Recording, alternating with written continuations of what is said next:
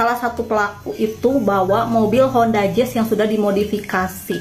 Aku sekarang ngerti nih di mana titik temunya. Parodinya santai-santai aja atau wajahnya nggak miral, itu emang beneran Eki. Kelihatannya kita sama-sama saling bekerja sama. Setelah ini kembali ke tempat masing-masing juga sampai rumah dengan selamat. Yang merasa silahkan langsung pertanggungjawabkan.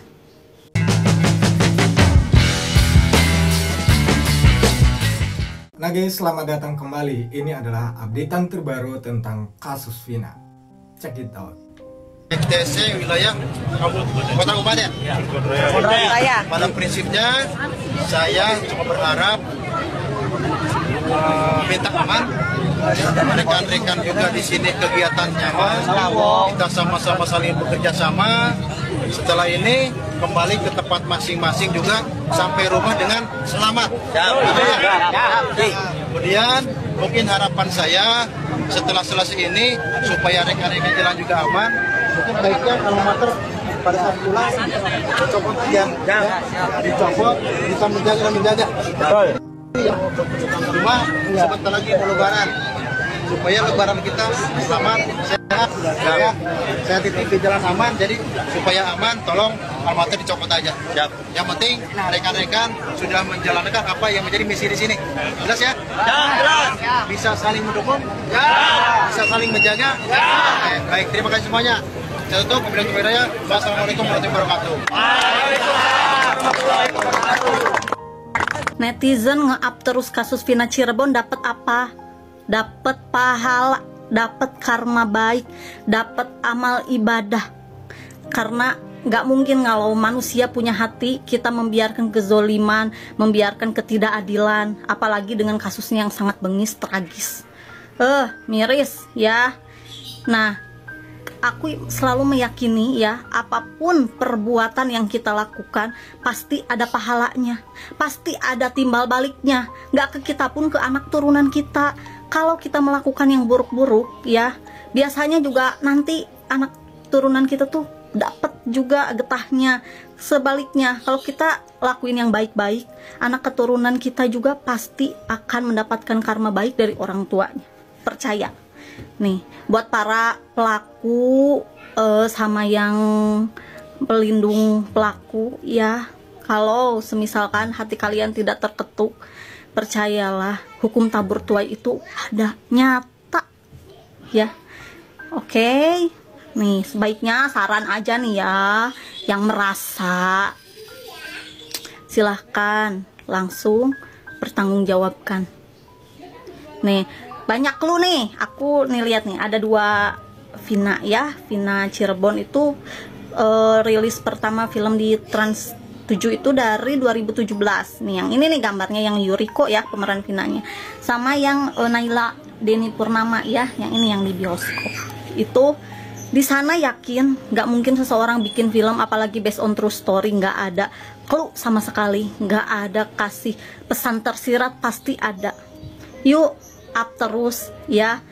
Aku sekarang ngerti nih di mana titik temunya.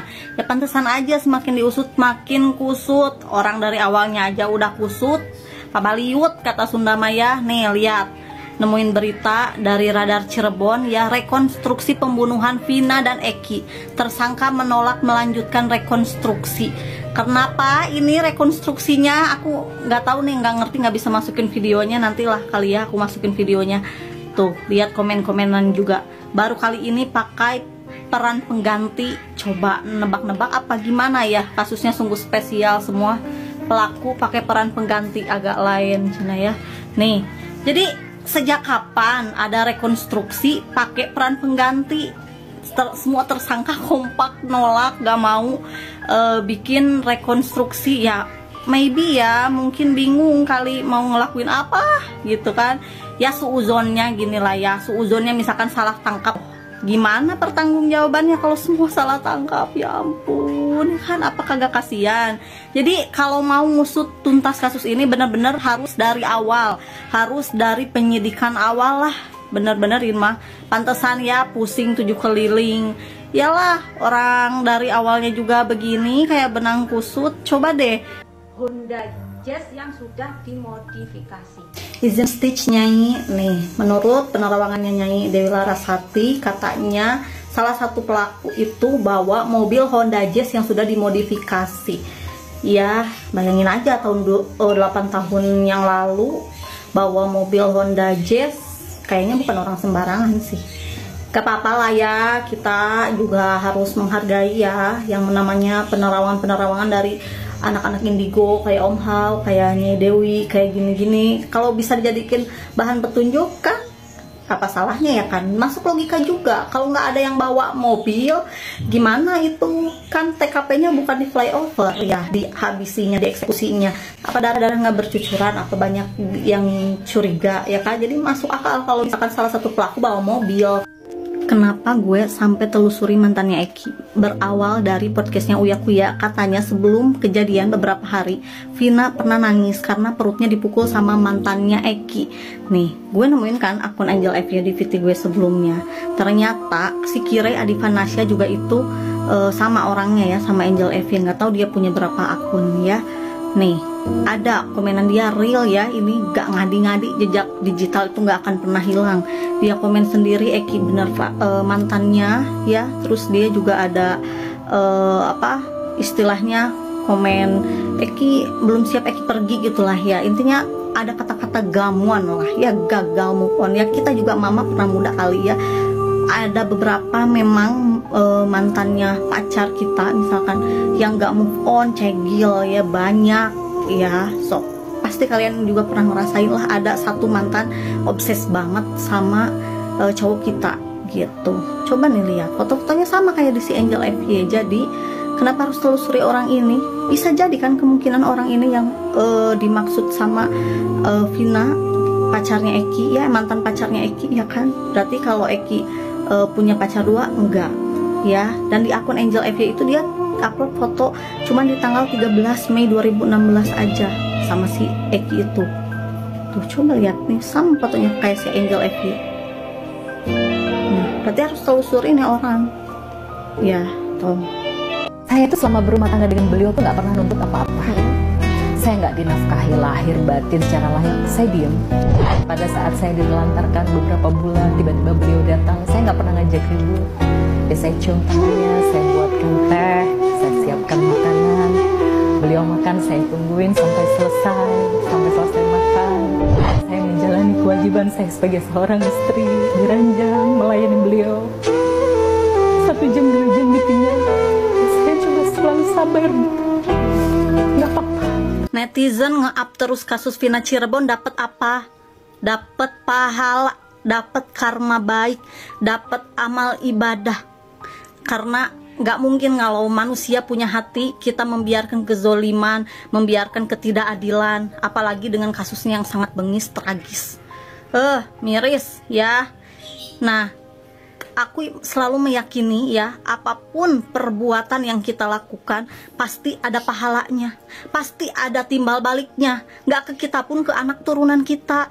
Kalau kita melakukan yang buruk-buruk ya, biasanya juga nanti anak turunan kita tuh dapat juga getahnya.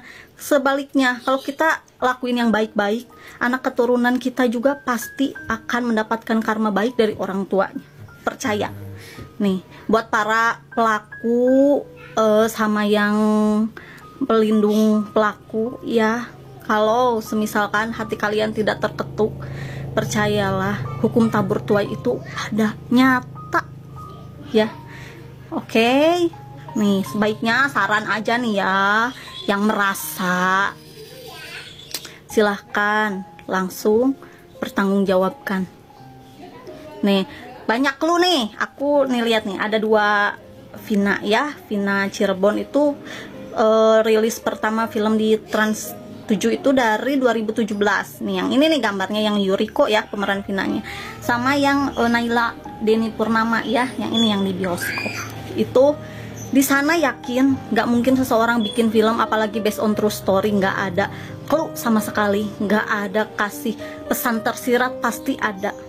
Yuk up terus ya. Nah teman-teman, tadi sudah kita ketahui updatean terbaru tentang kasus Vina, dan saat ini teman-teman kita mengetahui bahwa kasus ini akan semakin diusut, dimana pada saat ini setelah pembebasan Peggy Setiawan sudah berhasil, maka untuk selanjutnya akan dilakukan PK untuk Saka Tatal dan juga pembebasan kepada 7 terpidana lainnya.